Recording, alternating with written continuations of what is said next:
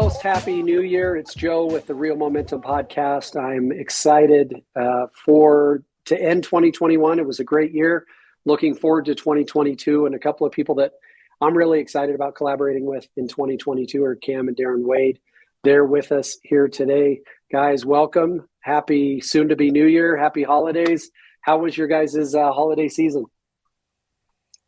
Thank you. We had a really good holiday. The kids got to open their Santa gifts from mom and dad, and they like to play with the cardboard boxes after that instead of toys. So yeah, it makes you feel like you wasted a whole bunch of money. But exactly. But yeah, no, it was. So it was I'll go ahead.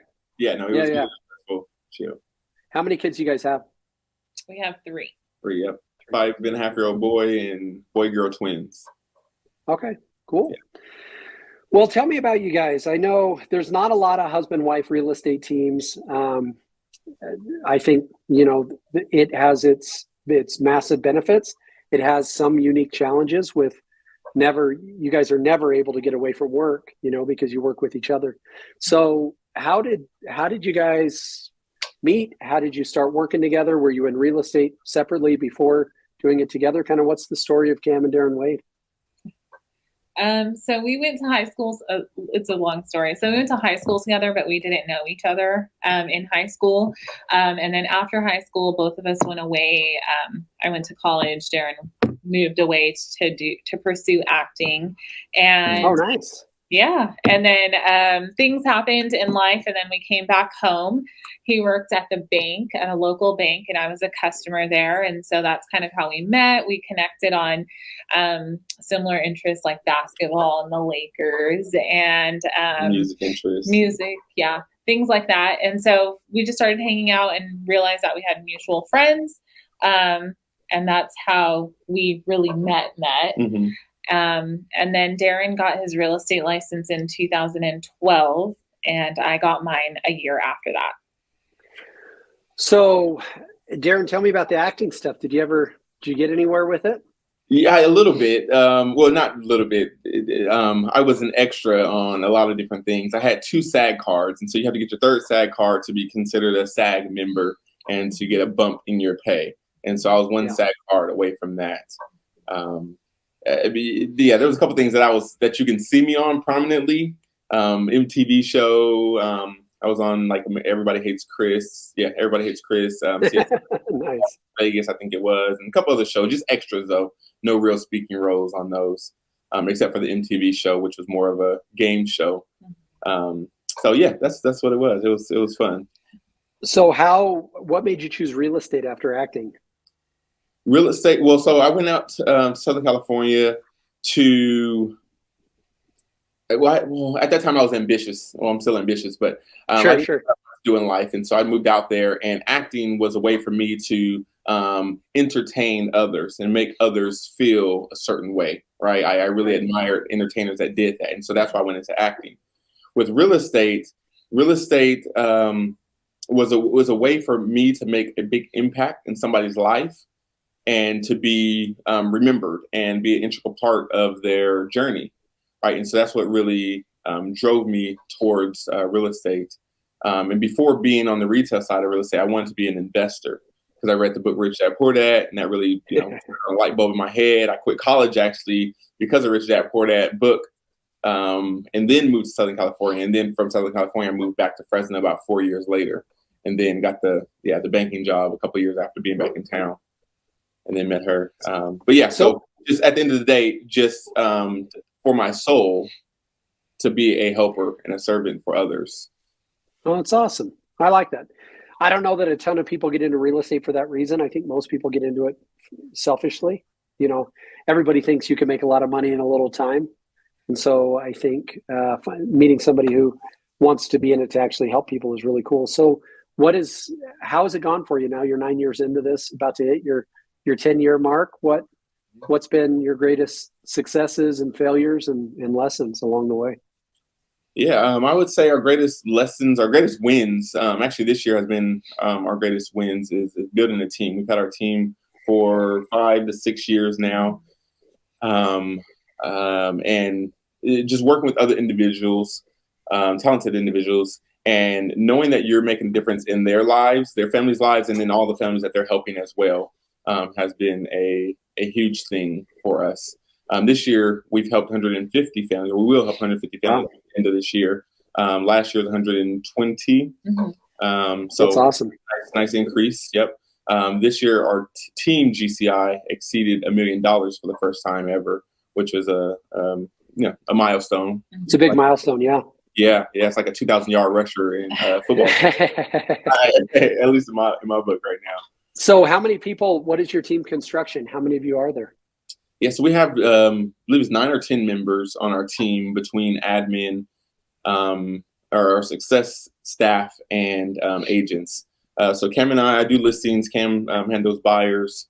And then we have 4 other buyers, agents, agent partners on our team. And then we have a listing coordinator, transaction coordinator, and an EA that does a little bit of everything: marketing, event planning, grabbing lunch if we all need to or something. But yeah, she's just an all around badass.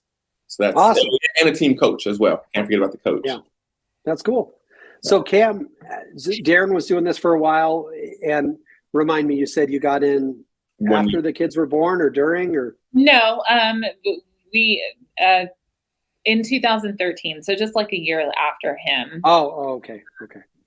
So how's it been raising kids? You know, supporting Darren. I'm sure there were times where maybe you stepped away a little bit and getting back in full time. Like, how's it been for you? No, she's been full time the whole time. Yeah. So how do you balance motherhood and you have a real estate partner who also happens to be your husband? How do you balance it all? Well, there's really no such thing as balance in work and my personal life. People ask me this question all the time, like, how do you do it? I really don't know what the answer is to that question.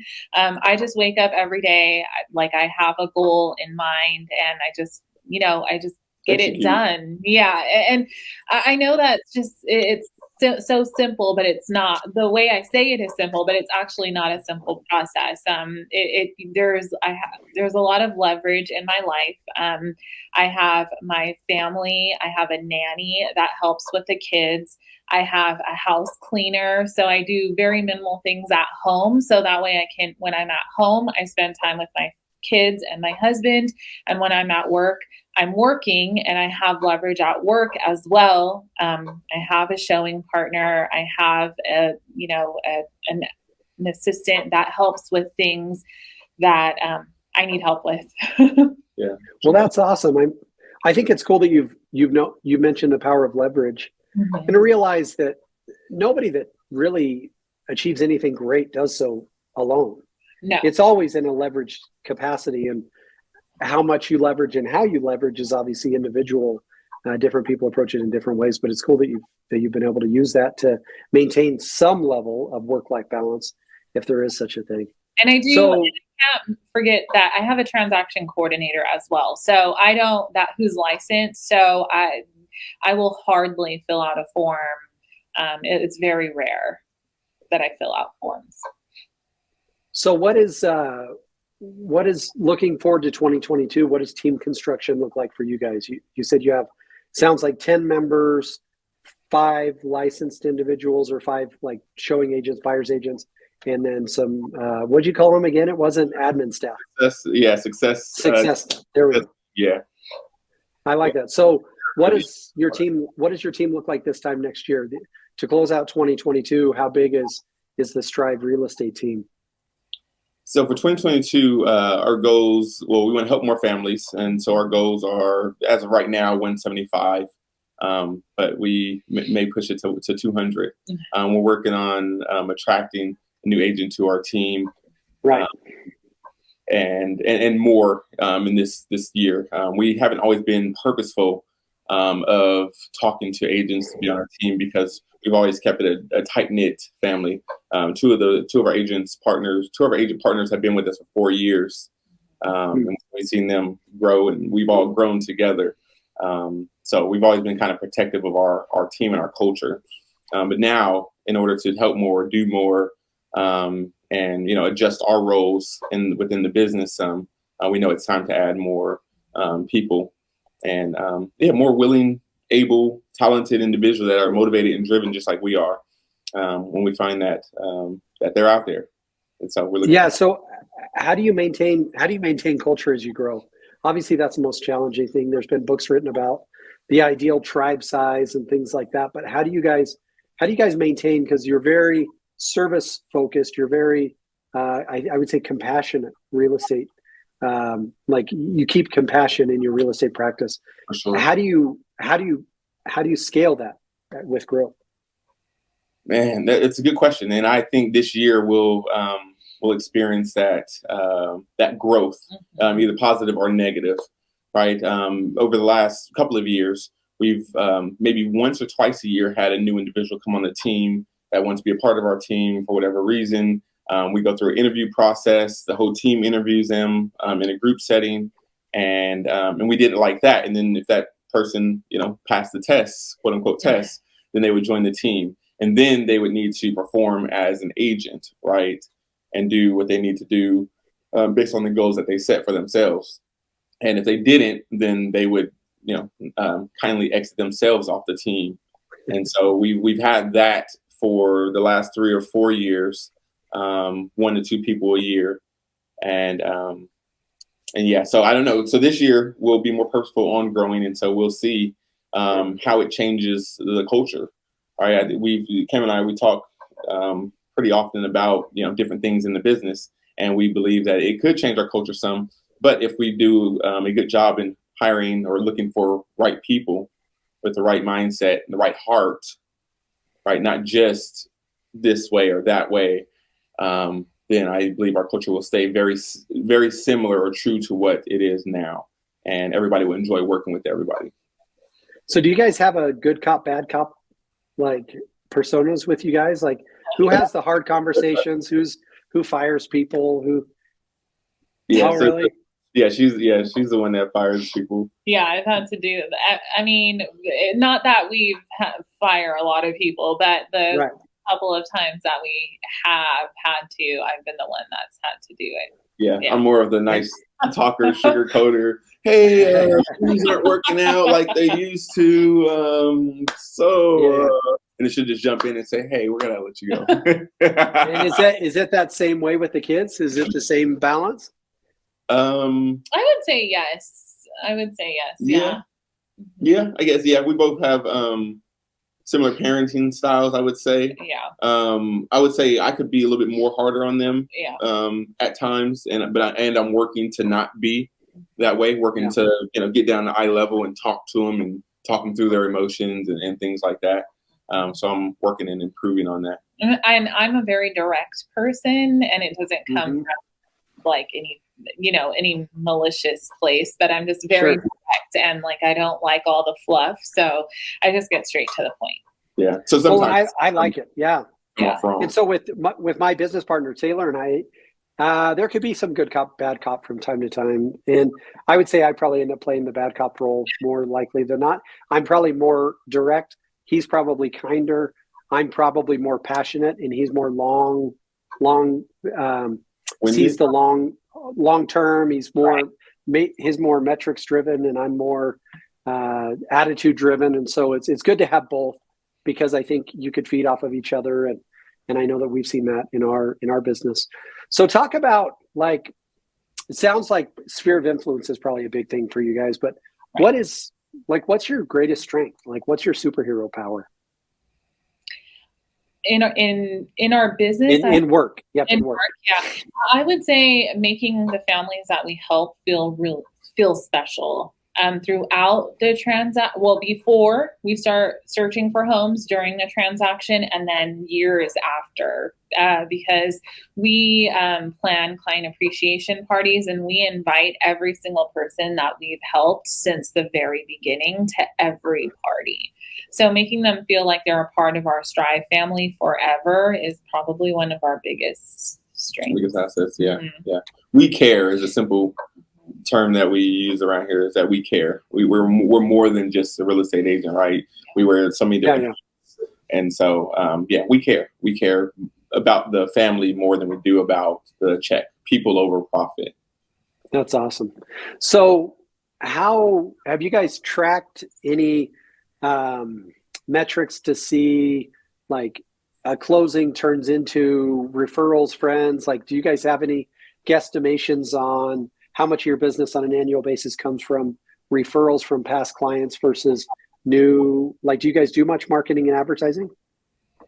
This last year, we didn't do any internet leads, if you will. We did get some organic internet leads to like Zillow because we have over 250 reviews on Zillow. That's awesome. We started building up our Google reviews as well. I don't know what that's at right now, but yeah, so those are a couple of organic, but I think over 90%. Over 90% comes from sphere of influence. Wow. Or referral of some sort. Yeah.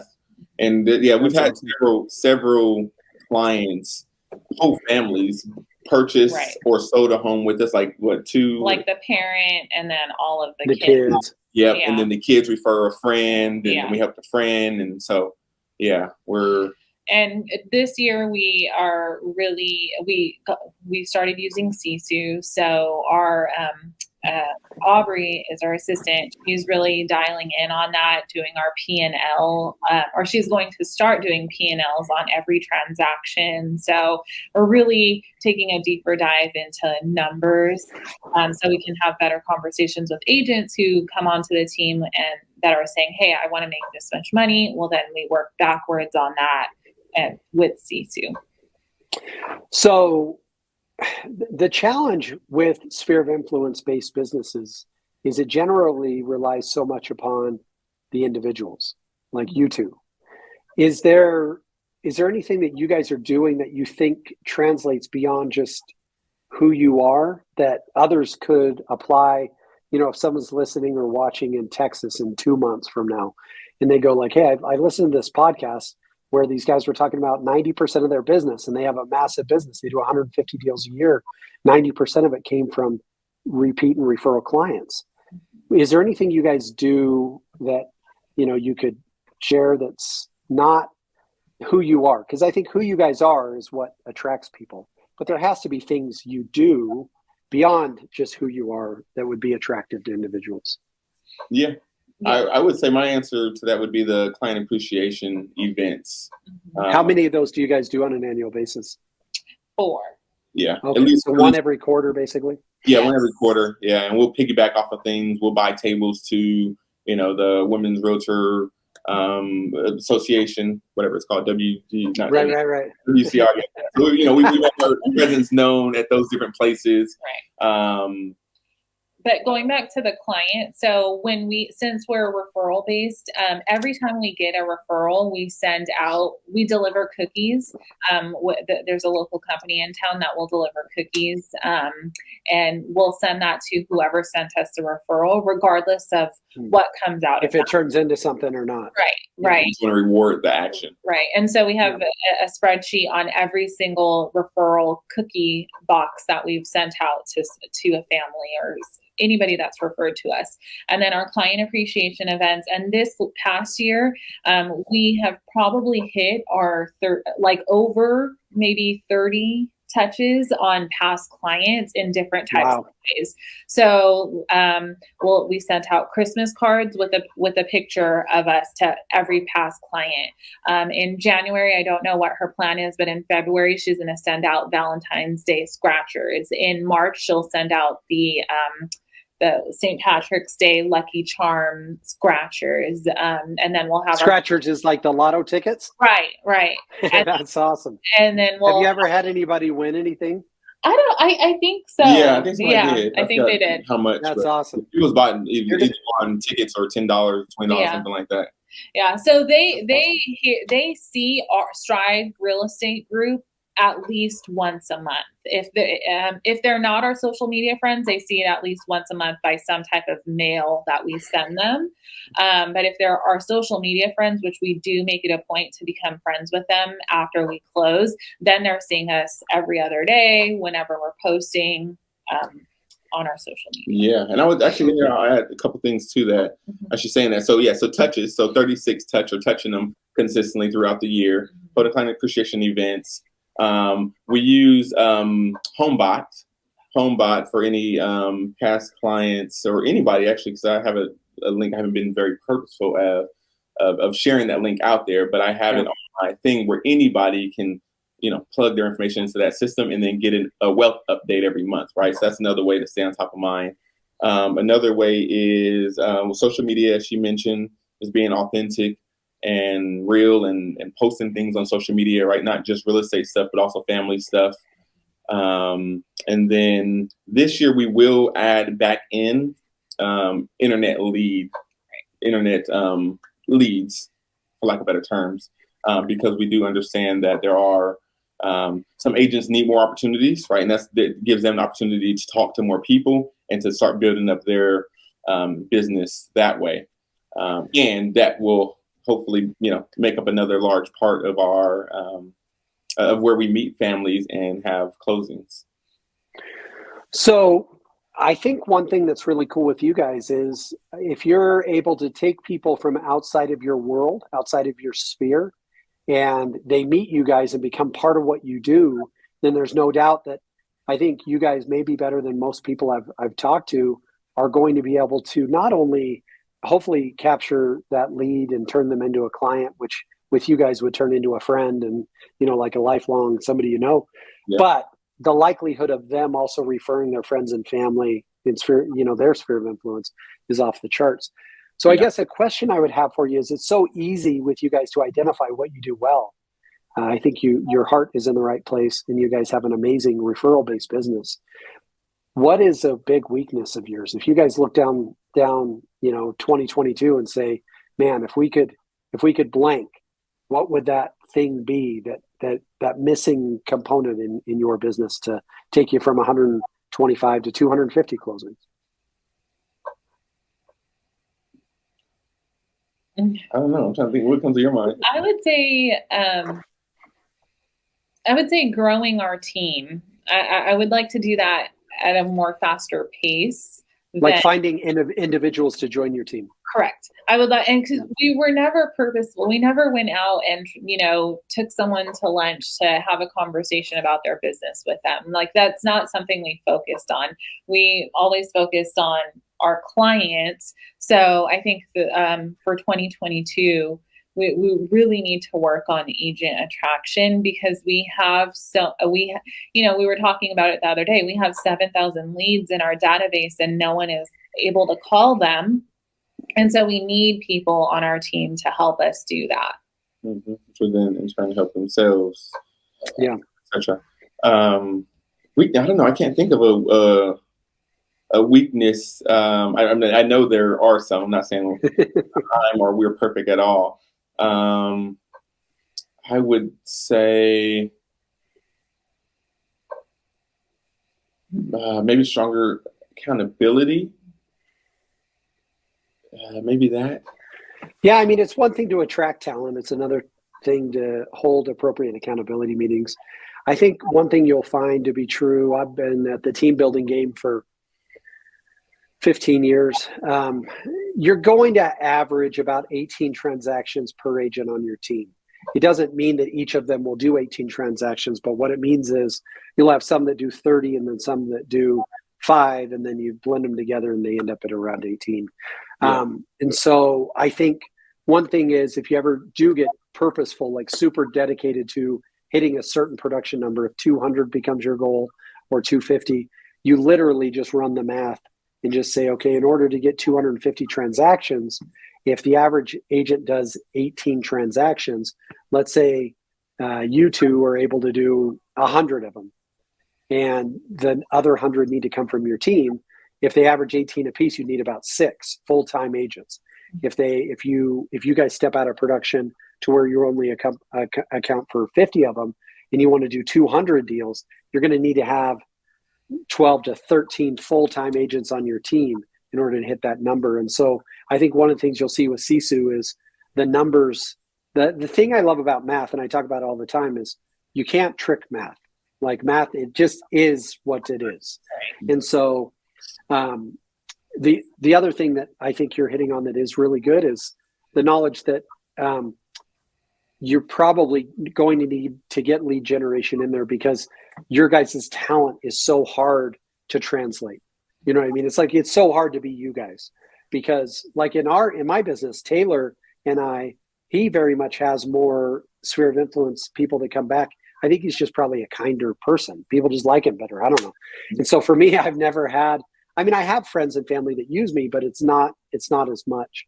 And so, but the cool thing about real estate is there's so many different angles that you could approach it, to where if sphere of influence is your thing, great, do that. If lead generation is something that you're great at, then do that. If converting leads generated by others is something you're great at, then do that. And so that's the thing I love the most about our industry, is you can accomplish your financial goals in so many different ways. It doesn't have to come in one form or another. You guys have built an amazing sphere of influence based business, and now you're branching out and saying, we want a big team based business, which your sphere of influence will continue to allow you to provide for your families. But now, how do you help others provide for theirs? It probably is going to look a little bit different. And so it's cool for you guys to be focused on that. So yeah. Go ahead, Darren. I was going to say, I wanted to talk to you about that. We don't have to do it right now. We can do it offline. how you, because I know you have a, forget what you called it, but I know you have a core team, right? That's on your team. And then you have agents that are just within your network, not completely part of the team, but you offer them leads. Yeah. So so what happens? Get some direction on info on. Yeah. So what happens with us is not everybody's willing to pay the price. Yeah. We want every real estate agent to be successful. We actually try as hard as we can to help them be successful. But the reality is not every agent is willing to pay the price to be a full-time real estate agent. And so, and that's okay. Yeah. Like if doing it part-time is what they want to do, then we're here for that too.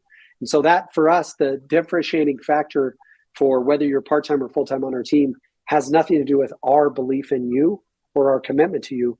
Purely has to do with your commitment to yourself and to your own business. Because if you're all in, we're all in. If you show up every day, we're going to be there every day. If you're ready to talk to people, home buyers that are looking to buy a home, or home sellers working to sell a home, we're going to introduce you to those individuals every day. But the thing that we can't control is the desire that's in your own heart. And so that's the biggest challenge, is finding people. And I think, Kam, you kind of hit on that a little bit, finding people that have that heart to do business the way they need to do business in order to be successful.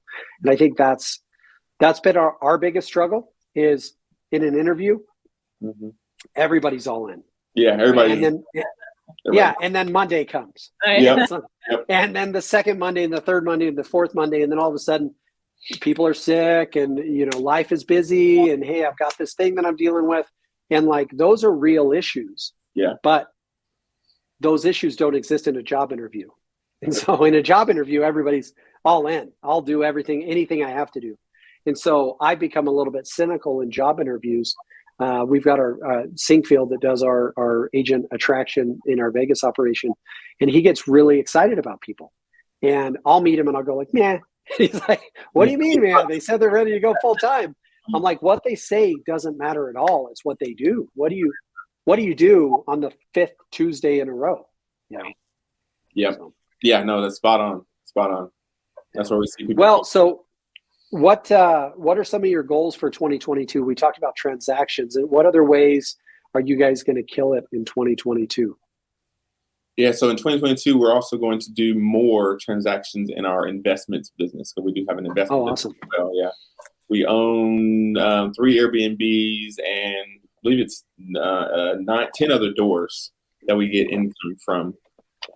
And so we will do more wholesaling, more flipping, and add a couple of more Airbnbs in 2022. And how we're going to do that is there's an aspiring agent and aspiring investor that one of our partners helped. Actually, she came to Kam first, and then Kam had one of our agent partners help her buy a home. So she's a forever client of ours, and then now wants to become an investor and an agent herself. And so for the last, I would say 2, maybe 3 months, she's been coming into the office and making phone calls on some of our investor leads that we have. And just yesterday, she locked one up. That's awesome. Hobby, yeah. And so the goal is to retire her from her current position and do more on the investment side as well. this year coming up. So you guys, where were you before, and when did you guys make the transition over to Real? So we was at KW for the last 5 years, and then we made the transition. KW builds great agents. Yeah, great, and great business owners, right? And I say that purposely, or I say that strongly because at the other brokerages we were at, we were just an agent, right? They had us the mindset of an agent, and we didn't think about building a team until we went over to KW and was inspired by others and knew that our purpose, our vision was bigger than just us doing transactions. We wanted to build a business around it, and yeah, so that's where we're at now. Yep. So I'm excited to see what you guys do. I think you've got some big goals, but I think you could do it. The thing that, as an old dog, I've been doing this since 2001. I think you guys have a great thing going with your sphere of influence. I think your investment business is amazing, but I'm really excited to see what you do on the team growth side of things. There'll be some frustration. I'm sure there already has, because there's only one Kam Wade. There's only one Darren Wade. And I mean that from a point of admiration. Like, there's only so many people who see the world the way you do. But I think you guys have a great mission in trying to find people. I think people that become exposed to the way you guys do business, to the way you see the world, to your overriding mission of helping families. I think as people become exposed to that, then you're naturally going to bring out of people that same desire, which, it'll be a challenge to find people that'll fit culturally, that see the world the same way you do. Because I know for us, culture is everything. And when we talk about culture, we're not talking about like ethnic backgrounds and things like that. We're talking about like the way they see the world, and the waking up every day with the desire to help people while helping themselves. And it's just so hard to find. And so I'm inspired by you guys. I think we need to learn a little bit from you on the client appreciation stuff. And we try it, and we've had some successes, but not nearly as much as you guys do. So thank you so much for hopping on. We'll talk offline about the team ridge type of stuff. And it was great chatting with you. Thanks, Joe. Nice chatting with you as well, Joe.